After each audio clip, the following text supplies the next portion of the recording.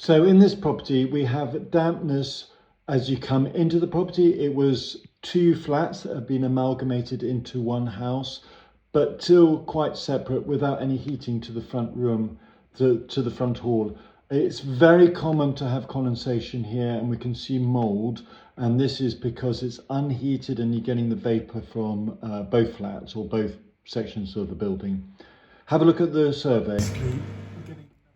We found virtually no airflow from the bathroom extractor fan. So that could be the solution. Just blocked with dust. That should solve the problem. Most of the problem with the damp in the house. Just show a comparative between the kitchen extractor fan, which is working well, and the bathroom extractor fan, which is doing nothing. There's essentially no air coming out of there at all. So I'll see if I can solve that. Right, we're basically fixed. Showing 11. I mean, ideally it should be 15, but it's going a whole long way to solve the problem. So I removed all the dust, and look, it pretty much works fine now. You want to keep the light on for at least half an hour. Allow the whole thing to ventilate out. I think it probably got another overrun of about 10-15 minutes. Background: the property was flooded about 8 years ago. This extension was built about 13 years ago. During the flooding, the timber expanded. The people that laid the timber came back and lifted the skirting board and took a little section of timber back to allow expansion, and it's been fine since. I think the timber had to be replaced, didn't it? But it's been fine since. There is some mould down here, but it isn't showing up as particularly damp on the damp meter. There's mould in the corner here, but that will be from high humidity. There's mould grows where relative humidity is high, excessive. So you can see mould on the plastic there. There's a dehumidifier that's used, but only when drying clothes. The kitchen has an extractor fan out, so we'll test that. Generally, the extension looks in reasonable order, but there's a bit of damp on this wall here at the top. Oh yeah, so that's dry now. So that would be from the bathroom flooding that you mentioned. But that just 5-6 years ago. That can be painted over. That's not a. That can be stain proof, stained. Bathroom here, the extractor fan doesn't last for the full 30 minutes, so we'll test that out and extend it.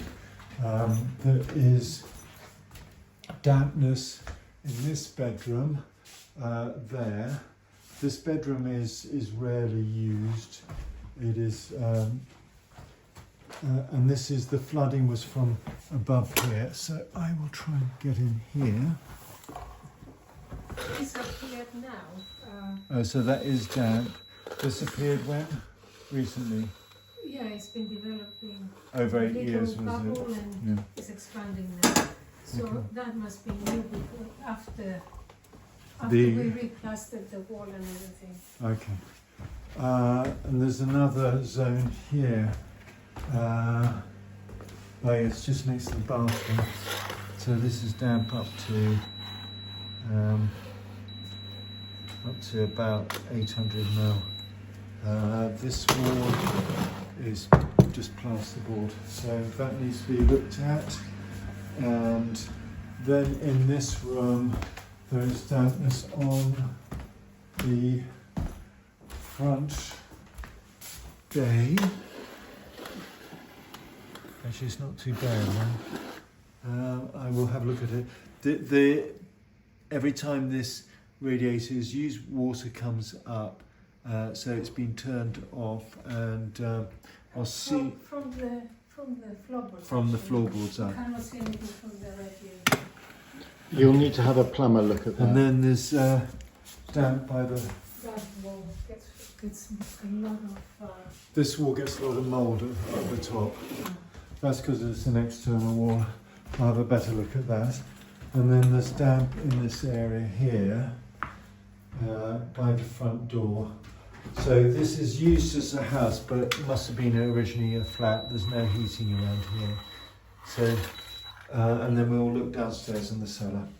So the thermal imaging camera highlights the areas of heat loss, and obviously you're getting heat loss there, up there.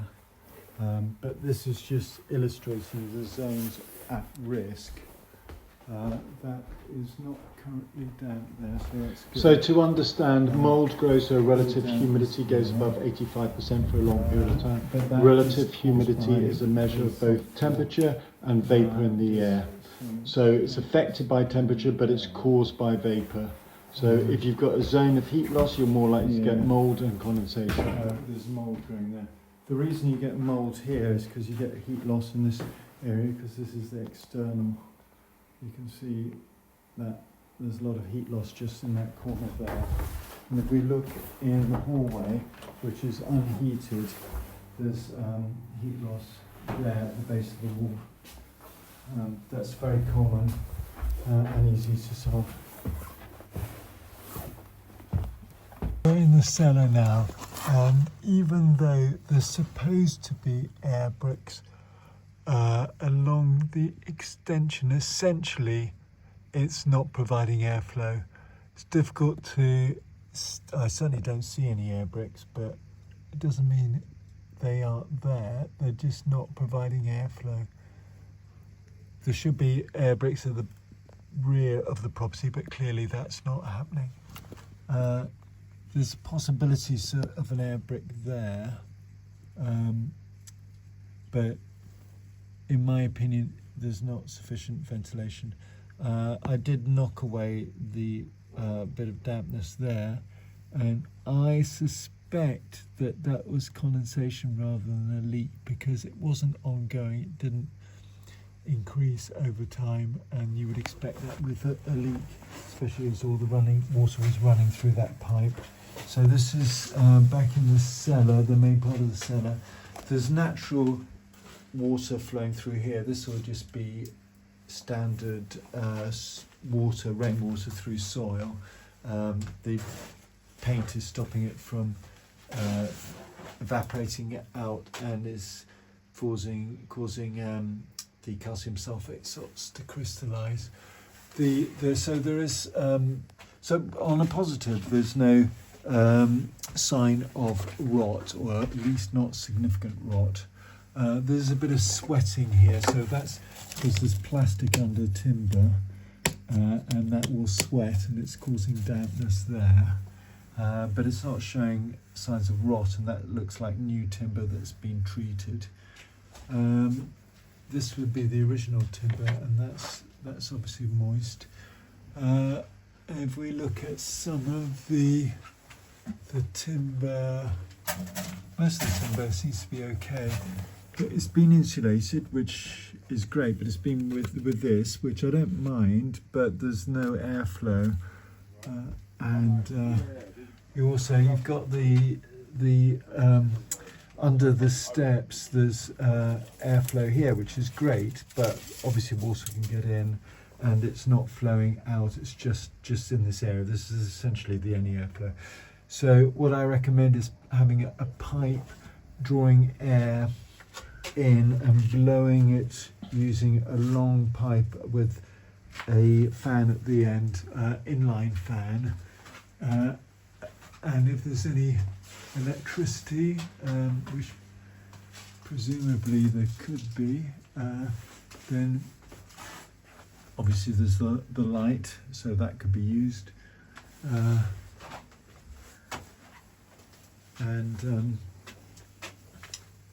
Yeah. So I think that there's the main issue is just lack of ventilation. Oh, so there's here. This is where the timber's sweating here and there. Looks like it's. So that's the issue, is the plastic there. I mean, obviously that's to try and reduce the amount of so take dampness away from the timber, but obviously it's causing the sweating, it's not breathing. I don't think there's an unnatural source of moisture, just rainwater, which needs to be ventilated out. That's the timber there, new timber. If we look at this wall here, it's about a metre from there, so I would say it's just the other side of this area here, and that's damp, and I think that's coming from sweating. I can't see any water dripping off that, but it's the humidity in the subfloor through lack of ventilation. You know, that there's a slight white zone on that soil pipe, but I didn't see any water dripping from it. But even so, with ventilation that shouldn't matter. So I think it's just really, you could put it this way, say there's too much plastic in here. But it's also lack of ventilation. Keep the humidity down on this in the cellar and it'll be fine. So this is to test out the drainage, and I'm just going to do all of these.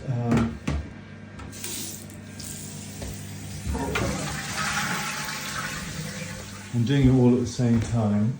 So just to explain, when there's a suspicion of excess moisture in the subfloor, then it's good to test out all the drainage just to make sure that it's working correctly. This is the front gully, and it does seem to be a bit blocked, and I would suggest that there is some moisture getting through, but I can't see the other side of this because of all the insulation that's blocking it. And it seems to percolate down. I would suggest that there may be some so long as there's enough ventilation, it should be fine. So there are two water meters, and neither of them, both the dials in the centre, and neither of the dials are moving. So we can be confident there is no mains water leak. So in summary, there are condensation issues caused by the ventilation issue in the bathroom, which I solved during the survey, although you want to keep it running for longer, for half an hour after every shower or bath. You want to use the kitchen extractor fan whenever cooking. You want to use a dehumidifier whenever drying clothes internally, or the humidity is high. That's where the internal dew point is above the external temperature.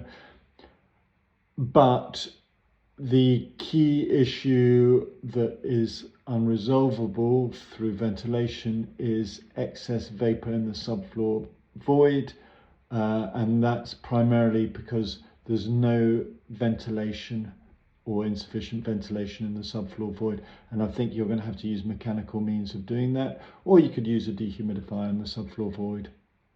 Okay, have a look at the report, which will follow in about a week.